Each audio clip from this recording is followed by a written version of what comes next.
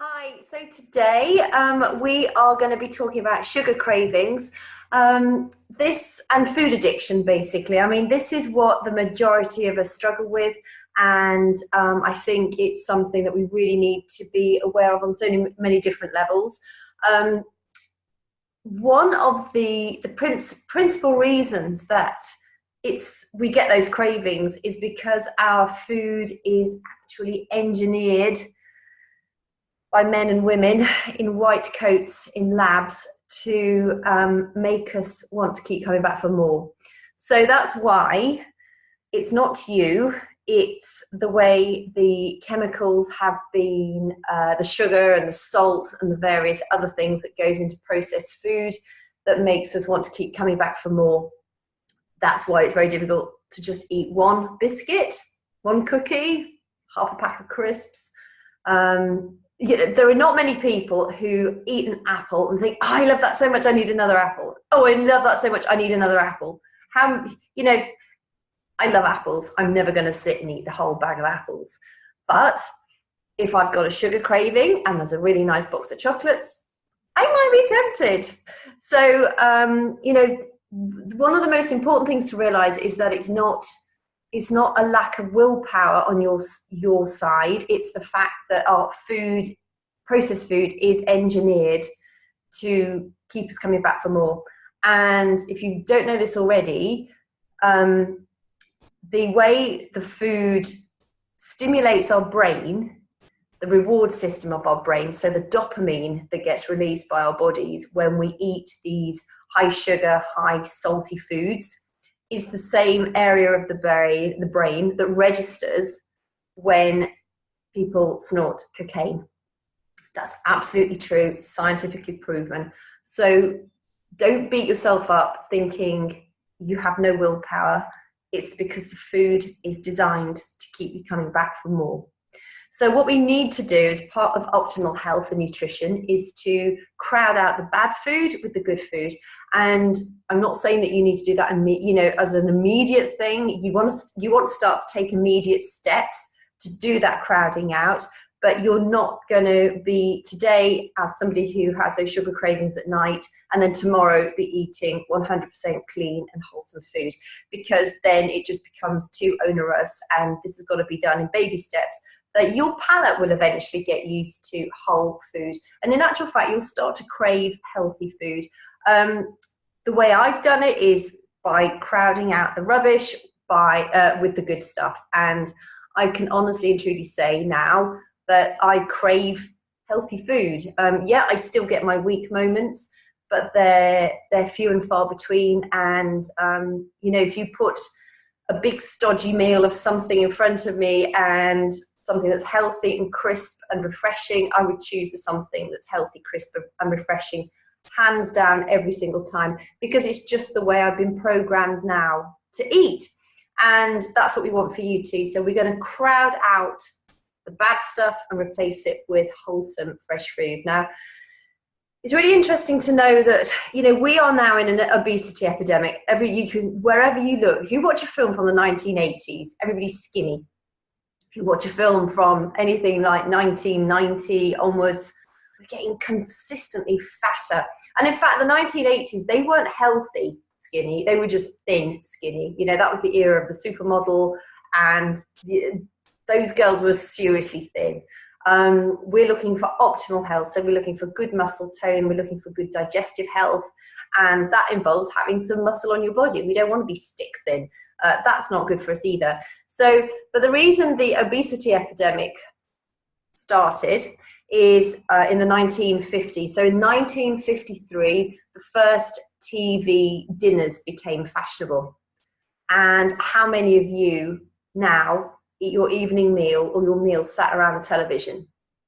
That is a major problem, because we're eating and we're not even conscious of what we're eating. We're filling our faces without even thinking, am I full yet? Am I enjoying this food? What food stuff am I actually eating? We'll often buy a packet of food we bought from the supermarkets, is already prepared for us. All we have to do is peel off the foil and stick it in the microwave. Well, that food is full of stuff that you do not want in your bodies. And then the first fast food restaurant was in 1955. And so, and since then, you know, our lives have become increasingly stressy, they've become increasingly busy. And, you know, one of those areas where we can save time is to eat at our desk. I'm as guilty of that as anyone else. Eat in front of the television, and we zone out and we become unconscious eaters, and we just scoop food into our mouths really without even contemplating what we're eating. So, you know, we want to be going back to a more wholesome approach. If you can pick it off a bush, you can dig it up out of the ground. If you eat meat, if it runs around a field, hops around a field, you know that is a whole food source. The stuff that you're buying in those packets that you peel off the foil and stick in the microwave, look at the ingredients on the back of them. I promise you, a lot of them you won't even be able to read. They'll be high in sugar, they'll be high in salt. It might not say sugar on it, but there will be sugar in it. And I will share today, a list of sugar names cheat sheets. Most of those fake sugars end in OSE, O's. And so it'll just give you that knowledge as to what to look for on food labels. It may not say sugar, but it'll be hidden. It'll be as an alternative name. And the more knowledge you have, the more you become aware of these things, the easier it is then to become informed and think, actually, I'm not going to buy that. I'm going to put it back on the shelf, and I'm actually going to make it myself. Even things like, you know, you can buy something that's labeled as healthy. So it might be quinoa with wild field mushrooms, and I don't know, trying to think of something. They often stick peas in. Peas aren't necessarily the healthiest vegetable, but they're a vegetable, so I'm not going to complain too much. Peppers, mushrooms, onions, garlic, seasoning, but you buy the packet and it's dried. Well, look at the ingredients on that packet. You would be much better to go home, boil up some quinoa, fry up some mushrooms, fry up some onions, fry up some garlic, and then combine it all together. Maybe blend it with a little bit of crushed avocado and slice up some raw peppers into it. You'd have a delicious meal that is whole food without all the gunk and the crap that gets stuck into these packet meals. Yes, it's going to take you a little bit of extra time. It's going to save you money because packet food like that costs a lot. And it's just about being prepared. It's allowing yourself time to actually prepare food. You know, our digestive system, as I've said before, is key to our overall health.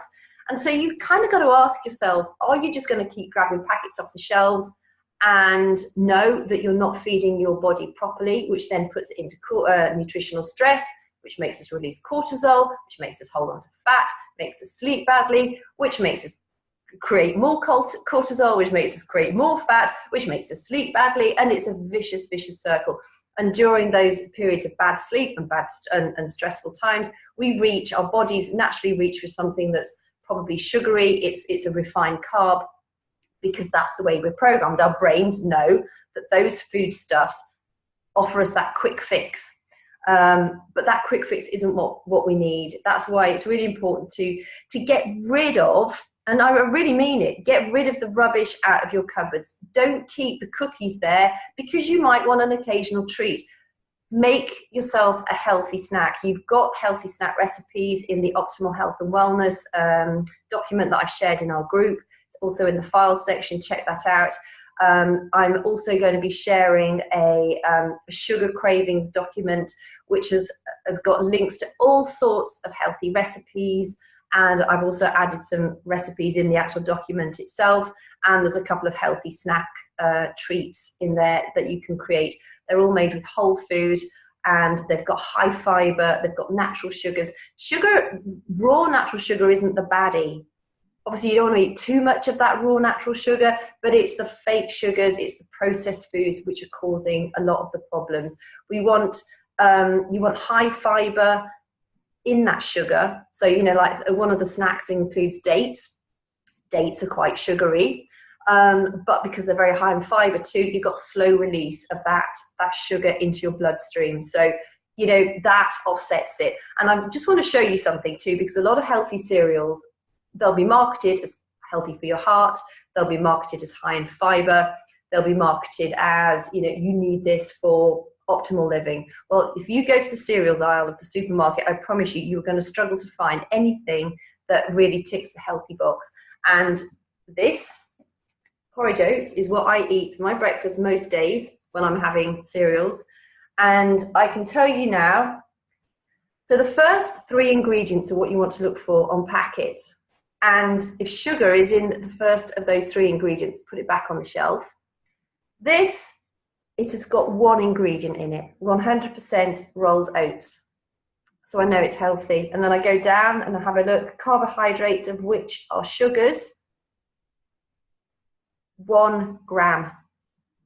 Fiber, 9 grams. This stuff is good stuff. Buy it. Start using it. You can always sweeten it up with maybe a little spoon of raw honey if you want to, or add some fresh fruit to it. Sweeten it up that way. So really be aware of the packets that you are buying. And yes, it might take a little bit of time at the beginning to work out what is right. I used to eat seed bars, and I thought, no, they're healthy. They're gluten-free, which is another misnomer. Just because it's gluten-free, don't think it's healthy at all. It just means it's not got wheat in it. So check the labels. So I was reading this thinking, oh, it's going to be really healthy. No, it was either 10 grams or 11 grams of sugar, and the fiber was around about sort of 7 grams. It's not a healthy ratio. You do not want anything above 8 grams of sugar per serving. If it's got above 8 grams of sugar, I would put it back on the shelf. And fiber, you want, I mean, what's that? Did I say 9 grams of fiber? Anywhere between 4 and above per serving for your fiber. You want to be making sure you've got plenty of fiber. And I just want to go over a few examples with you. So something like ragu, which you would use for some pasta sauces, tomatoey sauces. Half a cup of pasta sauce, ragu sauce, has got the same amount of sugar, about, give or take an ounce or 2, a gram of 2, as 3 Oreo cookies. Half a cup of baked beans has got the same sugar as half a cup of ice cream. I mean, how scary is that? A 12-ounce glass of orange juice has got the same amount of sugar as a 12-ounce glass of Coca-Cola. I mean, you could say to me, okay, well, I'm just going to eat all the rubbish because, it's got the same amount of sugar. The problem is we need to fuel our bodies. Sugar is such an important component to understand. So, go for the low sugar varieties. You can get the low sugar and low salt baked beans. Get those. They are significantly healthy. My son lives on baked beans. They're super high in fiber. They've got good protein, but you want to buy the low sugar and the low salt variety. Your taste buds will soon adapt. And you will find that once you start to eat a range of healthy, wholesome foods, your palate will adapt to it. And then you'll go back and you might try something that's high in sugar and you'll be just thinking, bleh, it's awful. So it's a matter of kind of committing to your health, that you're actually going to take these steps. You're going to become more aware. You're going to look at your food labels. It won't take you long to understand what you need to be looking for. And also to understand that a lot of our feeding is done unconsciously. So become more aware of your food. I've designed a really good document that will help you do that. Read the document. It's got lots of tips, lots of strategies. It also links to a relaxation meditation, because when we are less stressed, when we're more relaxed, that will reduce our cravings too. So I know I'm about to be interrupted in here, so I'm just going to pause the recording of this and change the rooms. There we are, change rooms. So, and so just become aware, be more mindful of what you're buying, be more mindful of making sure that you are not buying the rubbish. Get rid of the rubbish in your house, and if it's not there, you can't drink it or eat it. That's exactly what I did when I went teetotal. I just didn't buy any more sparkling wine, which is what I love. And that's my real weakness. And I remember there was one occasion where I really wanted a glass, and I went looking for a bottle and I hadn't got any, so I couldn't drink it. And I was so pleased, especially when I woke up the next day. It was just like, yay, I won. So, you kind of have to commit to doing it yourself. As I can share the information with you, but it's down to you to actually commit to getting over those hurdles and finding healthier alternatives. So I'm also going to be sharing a deep dive into your feelings around food. So for each of your meals, so breakfast, snack, lunch, snack, dinner, and if you have an after dinner dessert. You know, I know a lot of you say late night snacking is a problem, that you want something sweet after you've eaten your meal. So what I would suggest to that is a question, are you still hungry? Because if you're still hungry, you might need to add more vegetables to your meal. You may need to drink a little bit more water. Also give it time. You know, it takes 20 minutes or so for our stomach to register that we've got food in it. So if you've eaten slowly, just be mindful of the fact that you might be craving something sweet, but you're probably not hungry. So, you know, if you're still really after something sweet, what I would suggest you do is take something like, have a spoonful of natural Greek yogurt. So not sugar, no flavored yogurt, because they often are very high in sugar. You can either get the zero fat Greek yogurt, or you can get the normal Greek yogurt. Make sure it's natural. And what I would do is just scatter literally just a very small handful of cocoa nibs on the Greek yogurt, and you could actually scatter some cinnamon powder on top of that too if you wanted to. And beetroot powder is another one. Beetroot powder gives it a really sweet flavor, but it's a very healthy, natural sweet flavor.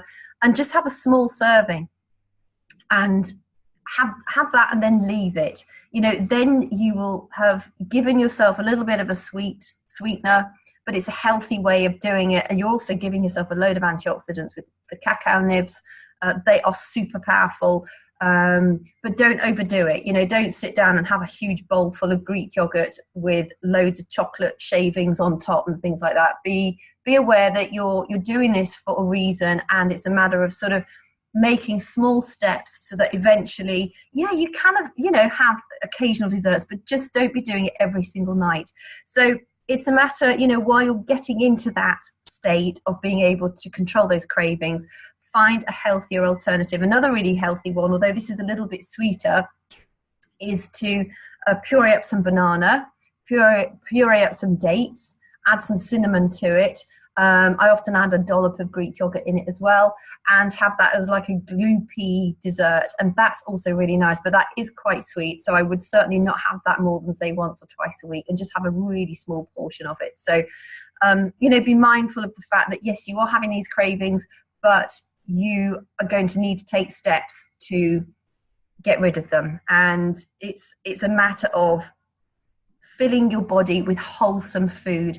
And I promise you, once you've sort of get off that vicious cycle of spiked blood sugar, you're raising your blood sugar because you're eating processed and foods that are high in hidden sugars, you're going to get to the stage where you know, you're not actually needing to reach for those unhealthy carbs and the chocolate and that sort of thing, because you're you know, your brain's getting used to eating healthier stuff, and your blood sugars are stable, and your palate will have changed. And also you will know that you've got more control over it. So you may get a slight sugar detox, so you might have headaches and be a bit achy to begin with while you sort of put these measures into place. But it is very, very important to do. I mean, the average person on a year eats more sugar than I weigh. They eat about 150, I think it's 153 pounds on average a year, and I weigh 133 pounds. I mean, that's pretty scary, isn't it? That's my whole body plus another 20. Dog's going mad. 20 pounds of sugar. So just be mindful of that. And also, when we get our sugar under control, you know, if you've got kids, you're a better role model for them. And it's just really important to start to make healthier choices, crowd out the bad stuff with the good stuff. So check out the resources that I'll be adding with this on this page. So you'll get the sugar cheat sheet, you'll get the food and feelings sheet, you will get the sugar cravings optimal wellness document that I created for you. Make sure to read all of those. The link to the relaxation meditation is in the Spring Clean Cravings document. That's the main document that will go along with this.